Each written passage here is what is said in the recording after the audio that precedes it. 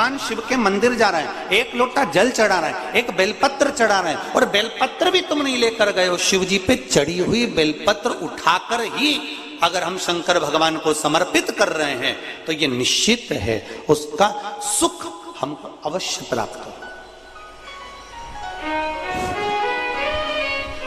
उसका आनंद हमको अवश्य प्राप्त हो, उसका फल हमको अवश्य मिलेगा।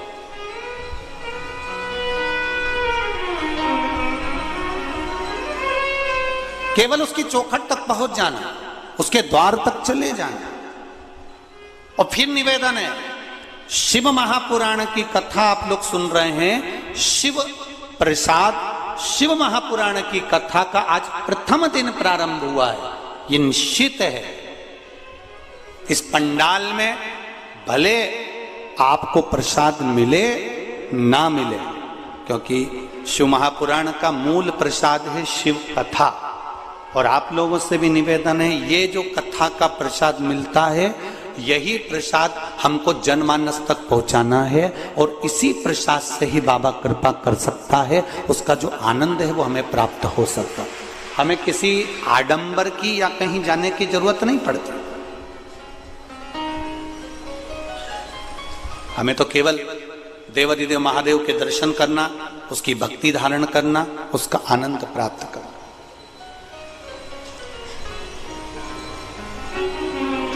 उसका भजन प्राप्त करना। शिव कथा कर रहे,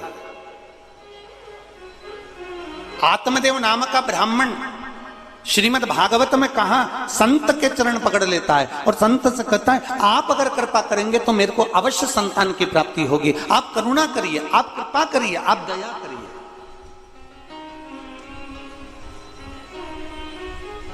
ब्राह्मण ने कहा तुम्हारे यहां 7 जन्म तक संतान नहीं है, संत की झोली खाली नहीं रह सकती। ये मैं जानता हूं, आपकी झोली कभी खाली नहीं होगी। संत यदि साधु गुरु ब्राह्मण संत सन्यासी तपस्वी साधक उपासक मात्र अपनी दृष्टि ही दे देते हैं तो वो भी किसी प्रसाद से कम नहीं होती। उनकी दृष्टि से भी हमारा कल्याण निश्चित हो जाता है।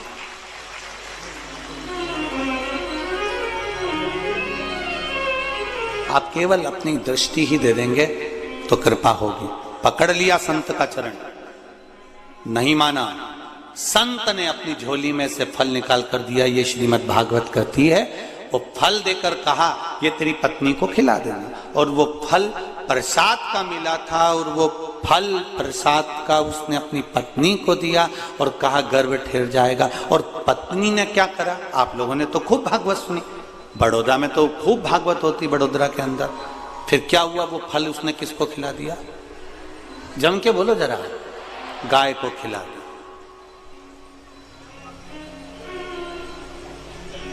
अब वो गाय से जो संतान हुई वो गोकर्ण हुई, और इसको संतान नहीं हुई तो इसने अपनी सहेली से संतान को ले लिया। उसका नाम धुंधकारी हो गया। एक जरा सा प्रसाद का अपमान हुआ था, और वो प्रसाद का अपमान इतना हुआ कि धुंधली को कुएं में कूद कर अपने प्राणों को त्यागना पड़ा। एक बात आप लोगों से थोड़ा सा कहना चाहेंगे, थोड़ा अगर आप लोगों को अच्छी लगे जिंदगी में तो उतारिएगा जरूर। हमारे यहाँ शिव महापुराण में लिखा है शंकर भगवान का जो प्रसाद होता है, चलो शिव पुराण का नहीं मानो तो स्कंद पुराण का मान लो। 16 सोमवार संकट सोमवार आप में से किसी ने करें? 16 सोमवार कोई करें यहाँ पर? संकट कोई व्रत करता है, 16 सोमवार के व्रत करता है तो उसमें जो प्रसाद बनता है चूरमे का, और जब उद्यापन होता है, उद्यापन में जो प्रसाद बनता है उस प्रसाद को उसी दिन समाप्त करना पड़ता है।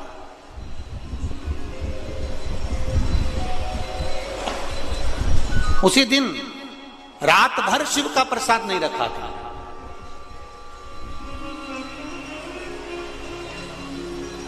ये अब तो बहुत ज्यादा संख्या में भीड़ होने लगी, इसलिए बेलपत्री व्यासपीठ से देना बांटना बंद कर दिया।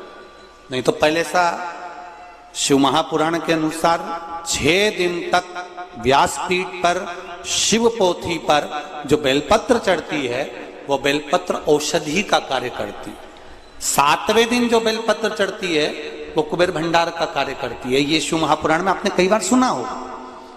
6 दिन तक बेलपत्र जो बाबा को समर्पित कर कर, पोथी की बेलपत्र पहले हम लोग दे दिया करते थे। किसी का कमर या बहुत ज्यादा कोई डिप्रेशन में रहता था, या कोई का शरीर में बहुत कहीं डायलिसिस चल रहा है या कैंसर चल रहा है, तो यहाँ की बेलपत्र दे देते। अब इतना भीड़ होने लगा तो बेलपत्र आपको नहीं दे पाते। पर शिव महापुराण की कथा करे, शंकर भगवान का चरित्र कह रहा है, शिव स्मरण कर रहा है।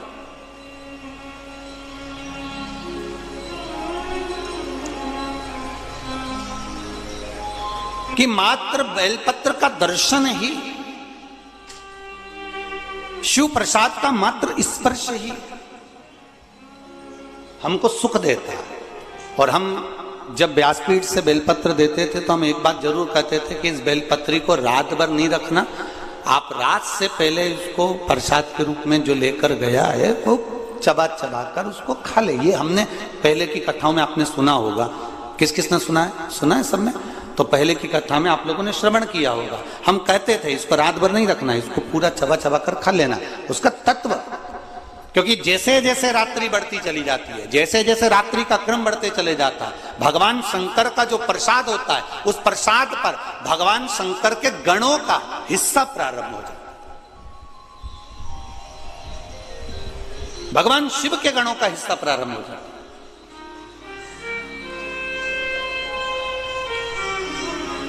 मध्य रात्रि के पहले पहले तक आप भगवान शंकर की जो बेलपत्र है, भगवान शिव का जो आप लोग, कई माताएं, किसी के शरीर में कपड़ दर्द है, किसी के घुटने में दर्द है, किसी के कमर में दर्द है, वो शिव मंदिर जाती है, जल चढ़ाती है, एक बेलपत्र बाबा की उठाकर वहां खा लेती है, लेकर आती है। बहुत अच्छा काम है। उसको लाकर आपने रख दिया, रखा है, पड़ा हुआ है, थोड़े दिन तक रखा रहा।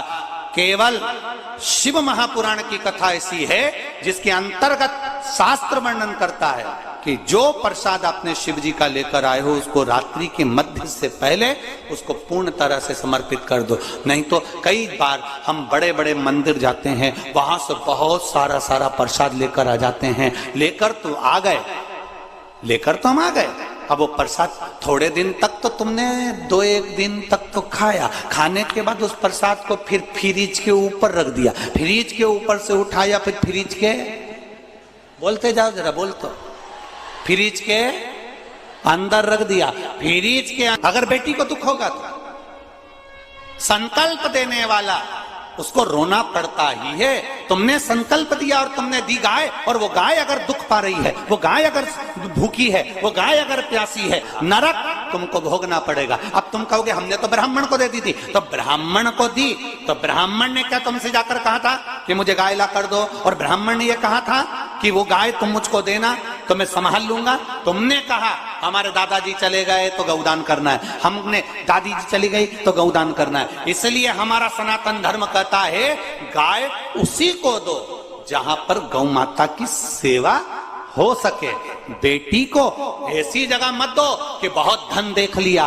बेटी को देने से पहले ये देखो कि जिस जमाई के साथ बेटी को दे रहे हो, जिस लड़के के साथ बेटी को ब्याह रहे हो, वो बेटी को सुखी रखेगा कि नहीं रखेगा। मालूम पड़े पेट्रोल पंप देख लिया ने, गाड़ी ने बंगला देख लिया, और रोज बेटी आंख से आंसू ढाल ढाल के रोए अपने पापा से के पापा कहाँ दे दी? धन की अपने यहाँ कमी थी क्या बाबूल? अगर देखना था तो लड़का तो अच्छा दिखना था। मदिरा का नशा करता है, व्यसन करता है, गालियां देता है, अपशब्द कहता है, तो ऐसा धन किस काम का? वो संपदा किस काम की? कन्यादान करने वाले बाबुल को रोना पड़ता है, गौदान करने वाले व्यक्ति को रोना पड़ता है। उसी तरह शास्त्र यहां वर्णन कर रहा है, शास्त्र कर रहा है प्रसाद आप लेकर आए, उतना लेकर चलो, और लायो, दलिया भर कर लायो, डब्बा भर कर लायो, मिठाई ढेर सारी लायो, तो उसको बांटते हुए चलो। पर आसक्ति इतनी प्रबल होती है, जब प्रसाद ज्यादा दिखता है तो हमारी आसक्ति भी बढ़ जाती है। हमारे पास में 10 किलो लड्डू रखे रहने दो, अभी बाद में दूंगी, रखे रहने दो, अभी बाद में दूंगी, रखे रहने दो, बाद में दूंगी। फिर विचार आया कि मेरा बेटा खाएगा, बेटे ने विचार करा पत्नी खाएगी, पत्नी ने सोचा पोता खाएगा, पोते ने सोचा बच्चा खाएगा, जीजी खाएगी। वो प्रसाद रखा रखा रखा रखा रखा रखा, सब एक दूसरे का इंतजार कर रहे, ये खाएगा वो खाएगा, किसी ने नहीं खाया। आखिरी में वो फ्रिज में गया, छुप गया। छुपने के बाद फिर वो बर्तन वाली के पास, फिर वो जमीन पर गया, उसका दोष भुगतना पड़ा। फिर किसी ने कहा गुरुजी हम मेहनत तो बहुत करते हैं पर हमको उतना फल नहीं मिलता, उसका कारण क्या है? अर्थात तुमने किसी ना किसी स्थान के प्रसाद का अपमान करा है, तुम्हारे फ्रिज में वो सड़ता रहा है, पड़ा रहा है, उसको तुमने सदगति प्रदान नहीं करी, इसलिए फिर तुम कहो, फिर किसी के यहाँ जाओगे, साहब हमारा व्यापार थोड़े दिन चलता ही नहीं है, हमारा मन अशांत रहता है, कारण क्या है बताओ। अब पंडित जी तो कहेंगे कि तुम्हारे यहाँ वास्तु दोष है, नकाल सद दोष है, पितृ दोष है, ये दोष है, पर पंडित जी ने ये थोड़ी ना कहा कि तुम अभी घूमने गई थी, वहां से प्रसाद लाई थी, 15 दिन तक पड़ा रिया, लाई और रखा। अब और सरल भाषा में लो, तुम अपने मायके से तुम्हारी बहन की छोरी को लेके तुम अपने ससुराल आई, और समझ लो री बड़ोदरा वाली, और अच्छे से समझ लो, और जितने आस्था चैनल पे सुन रहे हैं वो भी समझ लो। तुम गई मायके, अपनी बहन की छोरी को ले आई, अब बहन की छोरी को लेकर आई, एक दिन बहन की छोरी का सम्मान करा, 2 दिन करा, अब वो बहन की छोरी को थोड़ी पढ़ाई करना थी, तो उसने मासी मैं यहीं रह जाऊं, मासी ने कहा अब उस बहन की छोरी का सम्मान तुम्हारा ना पति करे, ना तुम्हारे छोरा छोरी करे, ना तुम्हारी सास करे, ईमानदारी से बोलो, वो बहन की छोरी यहाँ रहेगी क्या? बोलो बोलो, जम के बोलो, नहीं रहेगी ना?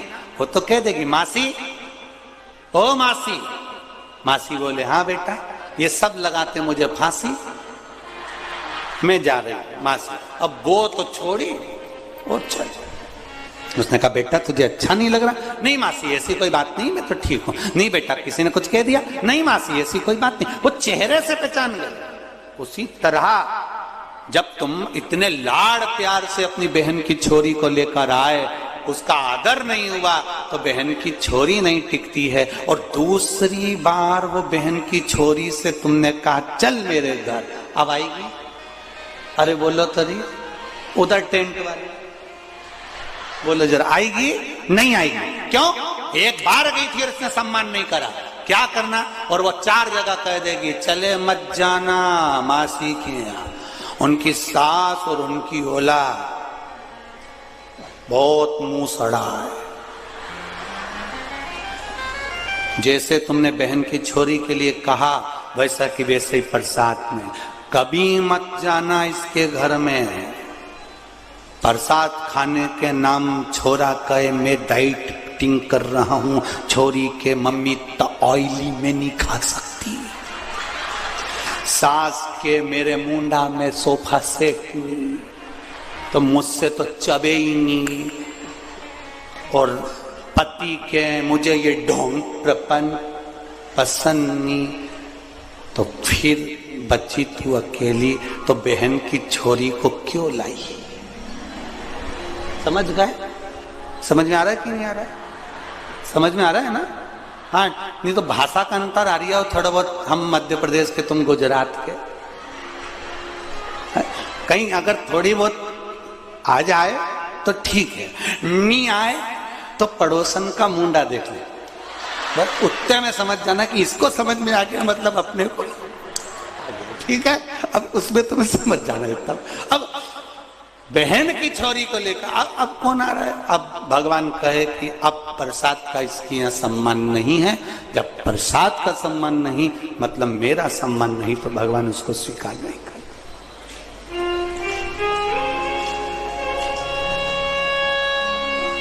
एक प्रसाद के 2 टुकड़े हो गए थे, एक प्रसाद के 2 टुकड़े हो गए थे,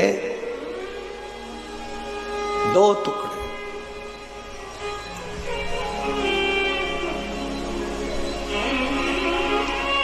तो नारी को भी आधा आधा ही फल प्राप्त हुआ था। जरासंध की मां, सुनिए कथा। राजा जरासंध की माता के पास में,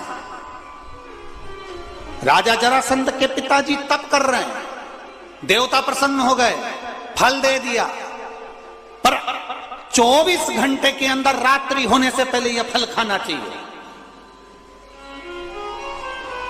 राजा जरासंध के पिता की 2 पत्नियां थी।